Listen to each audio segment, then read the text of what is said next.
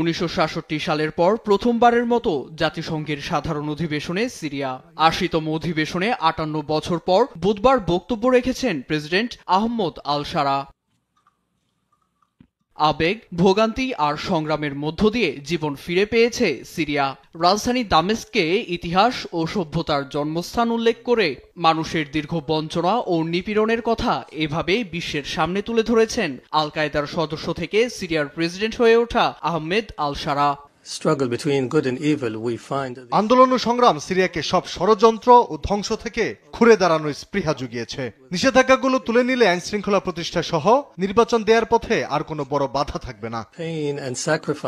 বিধ্বস্ত সিরিয়ার পাশে থেকে সংস্কারের সহায়তা দেয় মধ্যপ্রাচ্যের একাধিক দেশের প্রতি কৃতজ্ঞতা জানিয়েছেন প্রেসিডেন্ট শারা। এছাড়া সিরিয়া ইসরায়েল সীমান্তবর্তী এলাকায় নেতানিয়াহু বাহিনী এখনও সামরিক আগ্রাসন চালাচ্ছে অভিযোগ তার, যা নতুন সিরিয়া গঠন ও মানুষের জীবনকে হুমকির মুখে ফেলেছে জানিয়ে বিশ্বকে পাশে থাকার আহ্বান জানান তিনি। ইসরায়েল প্রতিনিয়ত সিরিয়ায় আক্রমণ চালাচ্ছে।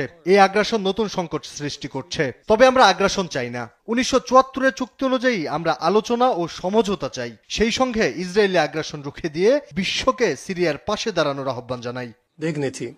সিরিয়ার মতো পরিণতি যেন আর কাউকে ভুগতে না হয় সেই প্রত্যাশা ব্যক্ত করেছেন প্রেসিডেন্ট শারা। সেই সঙ্গে গাজা উপত্যকায় ইসরায়েলি আগ্রাসনের শিকার নারী, শিশু ও সবার প্রতি সংহতি জানিয়ে পাশে থাকার কথা জানিয়েছেন তিনি।